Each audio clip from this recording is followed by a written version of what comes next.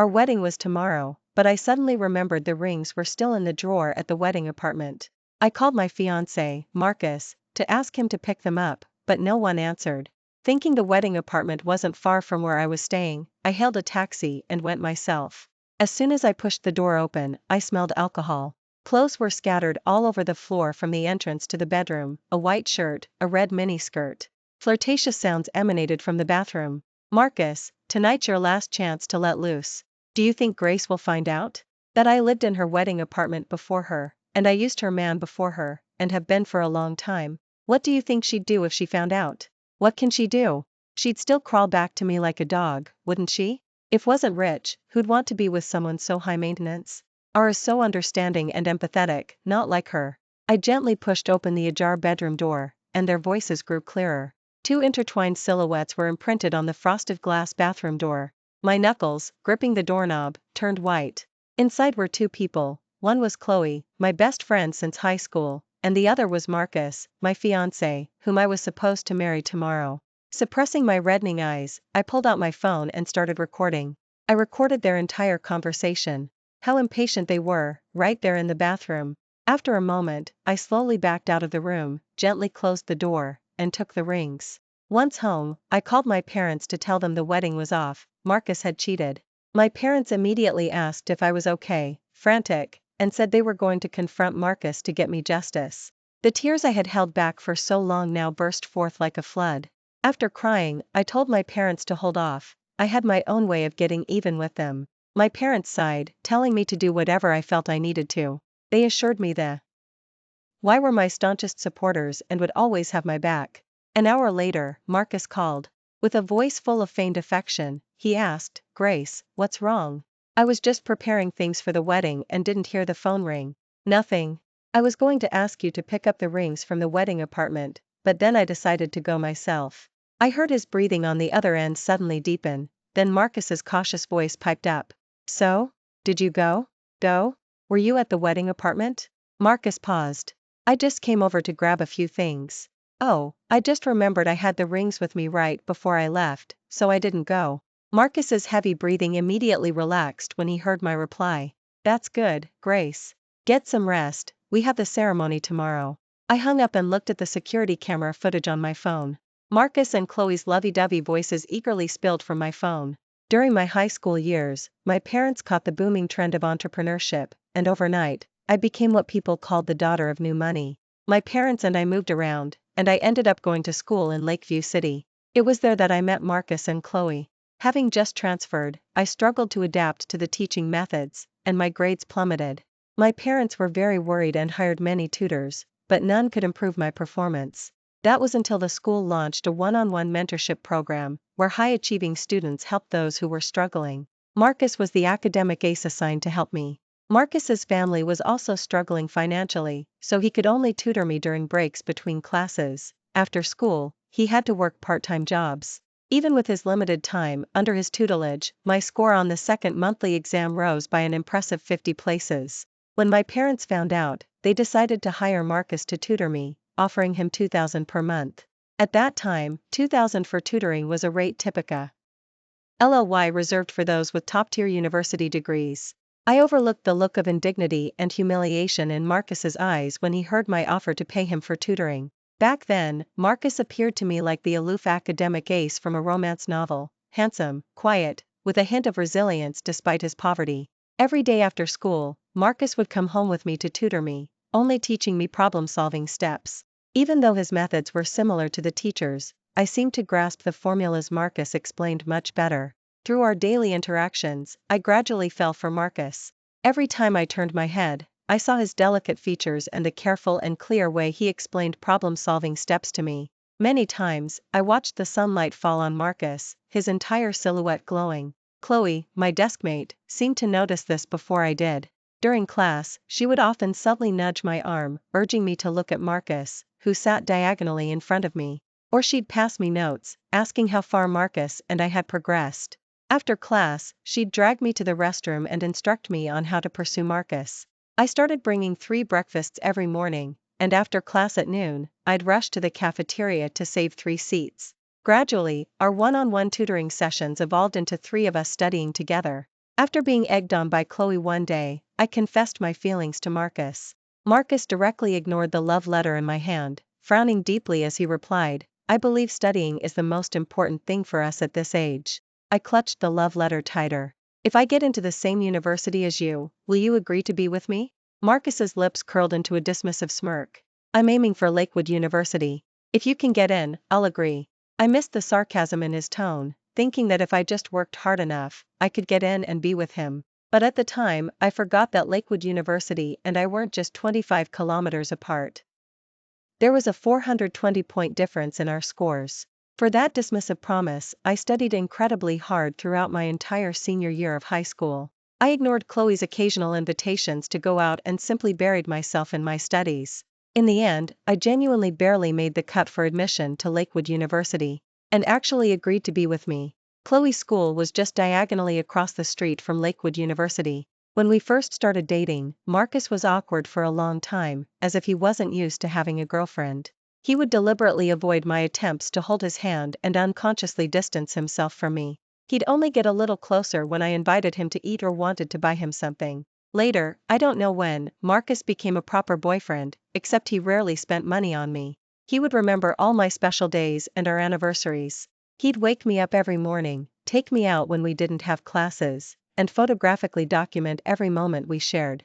He even kept all the receipts from our meals, bubble tea dates, and museum visits. At the time, I found it strange and wondered why he kept all those things. Marcus gently squeezed my cheek and said, "Of course, it's to remember every moment we share, and so I can recall what my baby likes and dislikes to eat." I was touched for a long time, thinking that a guy who actively documented things must be deeply in love. Looking back now, I realize I was completely love-struck, and seemed to be present in every memory Marcus and I made. Whenever we didn't have classes, she'd always tag along, joking that she was going to be the biggest, brightest third wheel. To protect Marcus's self-esteem, I always paid whenever we went out. I knew Marcus had gotten into Lakewood University on a full scholarship and his mom couldn't afford to give him living expenses. His money came from part-time jobs, or from me transferring him money on holidays. Chloe would occasionally join us for meals, and I'd cover her share too. I don't remember when it started, but Marcus and I's conversations always seemed to involve Chloe. Every time we went out, he'd unconsciously suggest bringing Chloe along. When wasn't shopping with us, Marcus would say, "Chloe likes this. Should we get her some?" I was so incredibly naive. This was so obvious, yet I only realized it when I caught them cheating. They were in my wedding apartment, reminiscing about the past, and every time they mentioned me eagerly paying for them, I was just a sucker. To think, my genuine efforts and generosity were all just nonsense to them. After we graduated from university, my parents bought this apartment as our wedding apartment. Since didn't know much about renovations, I oversaw the entire decoration process for the apartment. I even installed security cameras in the living room and bedroom. I had wanted to get a cat in college, but it wasn't practical in the dorm. Now that I had my own place, I figured I'd install the necessary equipment first. That way, I could check in when I wasn't home. I wanted them to be discreet so they wouldn't affect the aesthetic, so they were installed very cleverly. I'd been so swamped lately that I forgot to tell Marcus about the security cameras in the apartment. Little did I know, they were about to give me a huge surprise. I bought the security camera with the largest memory, capable of storing 3 months of video. As I scrolled through 3 months of video, my heart sank deeper into despair. Almost every single day since the soft furnishings and network were installed, their figures had appeared. I had planned to move in after the wedding, so after it was decorated, I had barely been there. What's more, every time I went to drop things off, I'd tell Marcus in advance. So, in all these months, I had never once run into them. And they were always careful to tidy up their belongings so that I wouldn't suspect anyone had been living there. Seeing AR in my apartment every day as if she owned the place made me feel a wave of nausea. I gulped down a large glass of water, trying to suppress the disgusting feeling. I edited the security camera footage and the video I took today into a parody video. I also amplified the sound of their conversation. "Just wait for the big surprise I have in store for you tomorrow." The next day, when Marcus arrived to pick up the bride, he found none of my relatives were there. Only I sat alone in the center of the living room, wearing my wedding dress. Chloe walked over from behind the crowd and linked her arm through mine. "Grace, why aren't your relatives here yet?" I subtly pulled my arm away. "I told them to go to the hotel first." Chloe tilted her head, grinning at me. My gaze fell on her slender neck, which was covered in red marks. Were they not even bothering to hide it anymore? Fine. The more obvious you are, the more spectacular the show will be later. Chloe, don't you have a boyfriend? Your neck. Chloe seemed to suddenly remember something and pulled her neck back. Some of our mutual friends nearby slowly started to tease. Why didn't you bring him along so we could meet him? Yeah, our Chloe is so beautiful, her boyfriend must be outstanding. Didn't you used to envy Grace and Marcus finally getting their happily ever after? Take this opportunity to bring him to dinner. Chloe touched her neck, chuckling awkwardly. Next time, definitely next time. I raised an eyebrow and said nothing. We followed the motorcade to the hotel. All the way there, Marcus sensed the strange atmosphere and wanted to ask questions, but he didn't know what to say, so he gave up. I leaned back in the seat, eyes closed, and remained silent. Once we arrived at the hotel, Marcus's sense of unease intensified. He unconsciously tightened his grip on my hand, and his voice trembled as he spoke. Grace, why haven't any of your relatives arrived yet? I glanced at him. Perhaps they were delayed on the way? What's wrong? Did you do something to offend me? Why are you so nervous? And no. Avoiding people's eyes, I handed the USB drive to the wedding planner, telling him to play the video inside when I waved. Time ticked by.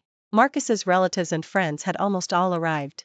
Yet, none of my relatives had shown up. As started to approach me, the ceremony began. I stood alone at the end of the aisle, taking step after step towards Marcus. When the officiant asked Marcus, "Sir, do you take this woman by your side to be your wife, promising never to betray her?" I took the microphone and said, loud enough for everyone to hear, "Lying will lead to a very bad end, you know." I even winked playfully. Marcus seemed not to have expected me to interject and looked uncomfortable for a moment. "Of course, I do." The officiant then turned to me. "Madam, do you take this man by your side to be your husband, for richer or poorer?" I smiled, looking at Marcus, and said carefully and clearly, "I most certainly do not." Then I waved my hand. The hall erupted in an uproar, and the projector screen behind me suddenly lit up. "Wouldn't it be better if you didn't marry Grace? Are you stupid? Marry, then later, find someone to seduce her. If she cheats, we can make her leave with nothing in the divorce settlement, and everything will be ours. What if she doesn't cheat? Then I'll just keep trying with different people. I refuse to believe she won't eventually cheat. Marcus, you're so good to me. I want to be with you forever." The content that followed couldn't be shown without blurring. The audience below pulled out their phones, recording videos and taking pictures. The chatter was loud enough to blow the roof off. Marcus is such a monster. Not only did he cheat, but he plotted to make his wife cheat to get her assets. I also heard that for their wedding, Marcus's family didn't contribute a single penny as the groom's family's financial contribution, and they were going to get hundreds of thousands in dowry for free. And look, that background is their wedding apartment. Don't even get me started. Grace's family paid for that apartment in full, and Marcus's family didn't pay for the renovations either.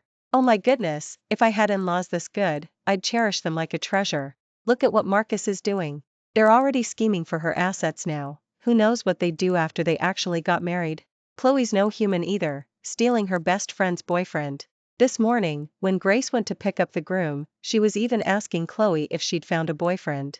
Turns out she was the one being cheated on. You really need to choose your friends carefully, otherwise finding a backstabbing friend like that is pure misfortune. Marcus and Chloe tried to rush up and turn off the projection, but they couldn't find the switch. The higher-up sitting in the audience looked increasingly grim.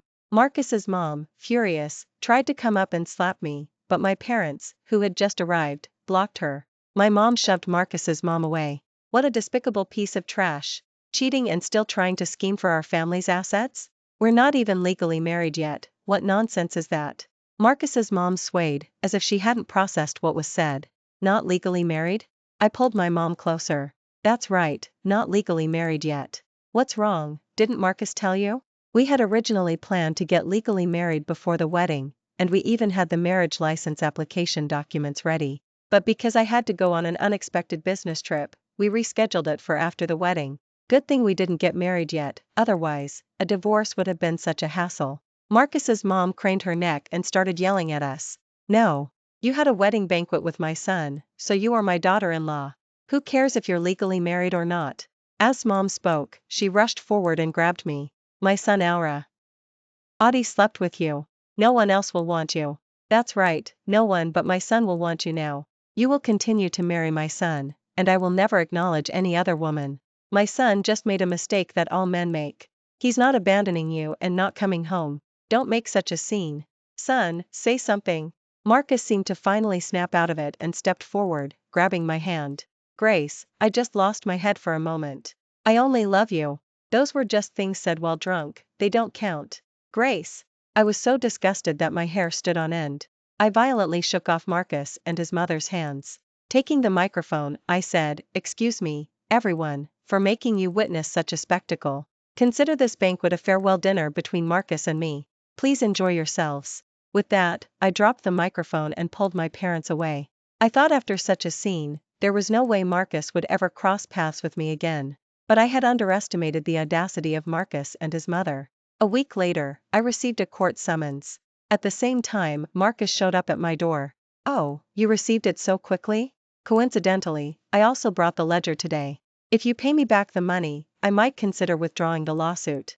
I looked at the thick stack of notebooks Marcus held in his hand, unable to understand what money I supposedly owed him. As I watched, Marcus sat down in front of me and opened the notebook in his hand. "In college, I transferred you $52 on every holiday, a total of 24 times. I bought you specialty coffee, $4 a cup, 78 cups in total during college. After we started working, I bought you a designer bag, costing $2,000, and a pair of shoes for $200. My mom cooked 25 meals for you. Since we dated for so many years, I'll give you a friendship price of $200 per meal, so $5,000 for 25 meals. And the local specialties my mom brought from the countryside, which you can't buy anywhere, I'll also give you a friendship price of $6,000. I watched Marcus flip through the notebook in his hand, listing all the money I supposedly owed him. "Oh, and I didn't mark any of these transfers as voluntary gifts, so you have to pay them back. Plus, I kept all the receipts for the things I bought you, so don't even think about trying to get out of it." A wave of sadness washed over me. Even the meals his mom cooked for me were being tallied up. Besides, those meals weren't even specifically for me. At most, I was just tagging along for dinner. All this time, I had joyfully believed he wanted to preserve every moment of our time together, but he was actually just keeping records in case we broke up and he needed proof to demand money from me. I cut him off before he could say anything else. "Do you remember the day you gave me that bag? If you did, you wouldn't be thinking of asking me for money now. It was my birthday that day." Marcus handed me a C-brand bag and asked if I liked it. I happily accepted the bag. Before I could even speak, Marcus started, rubbing his hands together. "Grace, after buying you that bag, I don't have enough money for a laptop." I froze for a moment at his words, saying nothing. "Grace, you'll help me buy it, won't you? Your dad introduced me to such a great job, I should have a decent laptop. That way, I won't be letting your uncle's kindness go to waste. Just the $20,000 model I showed you yesterday will be fine, it doesn't need to be too expensive." At the time, feeling sorry for him having bought me such an expensive bag, I said nothing and ordered that laptop for him that very evening. I looked at Marcus's embarrassed face opposite me and laughed mockingly. "Remember now? If you want to settle accounts with me, then let's properly settle them. During college, I transferred you $520 every holiday. When we went for bubble tea, you always ordered Zinbaba, 30 a cup. We went out almost every week, and every time we ate out, I paid, with each bill not less than $500. Do you still want to calculate what you owe me? Calculated now, you already owe me $30,000 to $45,000. And your job, your clients." Marcus stood up, slamming his hand on the table in front of him. "Enough. What did you even do for me? It was just a lousy job. I could have gotten in myself without your dad's introduction. And those clients? I got them myself. What help were you?" Looking at the man before me, distorted with rage, I felt a profound sense of unfamiliarity. Had changed, or had he always been this kind of person? "The company you're at now is a Fortune 500 company. They only recruit postgraduate students directly from campus. Even if you graduated from a top-tier university like 985, you wouldn't even qualify for an interview. 80% of your clients are clients of my father's company. Without my introduction, why would they choose to work solely with you? There are far too many people in your company more capable than you." Marcus, did my love make you lose yourself so completely that you believe everything you have now came from your own efforts? No. I'd say, without me, without my father, you would still be nothing more than an entry-level professional earning only $5,000 a month. Don't you dare think you're some hotshot. If you're so capable, then quit and don't stay at this company. Marcus, fuming, swept everything off the table onto the floor. Grace, don't push it too far. Are you so desperate to find validation with me because your clients have ignored you ever since the wedding was called off? Have none of your proposals been approved? Did you think I only made minor changes to your proposals? Everything you wrote was garbage. I rewrote them completely every single time. As if I had hit a nerve, Marcus's hand loosened its grip. Do you want to keep calculating? Make sure you pay back everything you owe me. I'll have my lawyer contact you.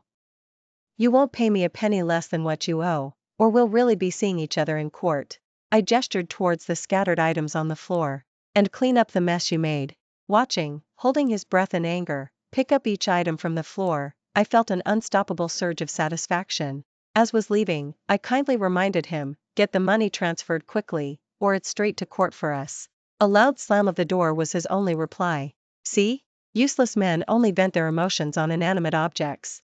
I ignored Marcus and focused on the bid proposal on my laptop. After graduation, I went directly into an internship at my father's company. In recent years, our company has also climbed into the Fortune 500. Tomorrow, there was an important bid. If we won, the company would receive a significant amount of money. I didn't have time to worry about what that scumbag Marcus was up to. The next day, I actually saw Marcus at the bidding venue. He had actually jumped ship to our rival company. I had no idea what he'd promised his boss to be allowed to attend such an important bidding conference. After the bids were opened, I saw Marcus's price and was instantly stunned. His bid proposal price was less than $1,000 lower than mine. So, his true intention for coming to my door yesterday, besides demanding money, was to check my bid proposal's price. I had truly been careless. With such a tight price difference, it seemed this bid was definitely lost. After an intense discussion, the bidding results were announced. Sure enough, Marcus's company had won the bid. After the meeting, Marcus stopped me. Grace, did you see that? Without you, I can still snatch the bid you wanted. If you lack ability, just admit it. Why keep blaming me? I rolled my eyes at Marcus. Did you eat in the restroom today? Your mouth stinks. Also, I have security cameras at home. I can report you for stealing trade secrets. Marcus stared at me, holding his breath, unable to speak, and nearly fainted. You just wait, Grace. Someday, I'll make you beg me for forgiveness. You're sick. I spat out the words and left. Good thing I convinced Dad not to put all his eggs in one basket. I had sent another colleague from the company to handle a more promising project. This one was just for me to practice on. I should have good news waiting for me back at the company. But another piece of good news arrived even sooner. Because had only just joined the company a few days prior, he had insisted on taking over this project.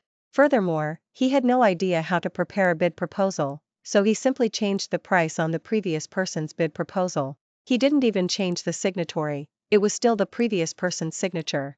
Only the price page was altered. This rendered the bid proposal invalid. The developers were so furious they started the bidding process all over again.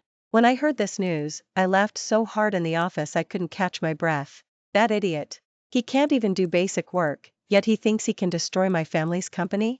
How ridiculous. I heard that company fired Marcus overnight and spread the word that no other company in the industry would dare hire him. Not long after, my lawyer also contacted Marcus, demanding he return all expenditures and transfers made to him during our relationship, totaling $567,856.30. Marcus, his face livid, agreed to pay it all back within 3 months. My lawyer took him to the notary's office to sign an IOU document. The entire process was recorded on video. Watching in the video, looking utterly disgusted, I couldn't have been happier. Free from that scumbag, and with a significant sum of money coming in, I was incredibly happy. Thousands of dollars would be transferred to my phone account every month. At first, I didn't pay much attention, but then I remembered it was Marcus's debt repayments. Later, my family's company grew larger and larger, and I rarely went back to my home at own. One remembrance, I unexpectedly ran into Marcus and Chloe, who were also visiting family graves back home. The two of them stepped off a coach bus, wearing faded clothes, pushing and shoving each other on the street. As I got closer, I could hear them arguing. Marcus, whose false eyelash is this on your clothes? Who are you messing around with behind my back again? Chloe, that's enough. Aren't you tired of being so paranoid all the time? Just as I was about to walk past them, Chloe spotted me and grabbed my arm. I knew it. So it was you. You two broke up years ago. Why are you still trying to seduce your ex? I pulled my hand free from Chloe's grip. Are you out of your mind? Who throws out trash and then goes back to look for it? You're the one who seduced someone else's boyfriend, and now you're playing the victim? It's the pot calling the kettle black. Have you gotten so used to being the other woman that you're now acting like the wronged wife? Marcus quickly stepped between Chloe and me, flashing me an ingratiating smile. Grace, what are you doing here? How have you been all these years? Chloe reached out and twisted Marcus's ear, starting to yell. I'm right here. And you're flirting right in front of me. Seeing more and more people gathering around, Marcus slapped Chloe. Enough. Haven't you caused enough trouble at home? Now you're making a scene on the street? Grace?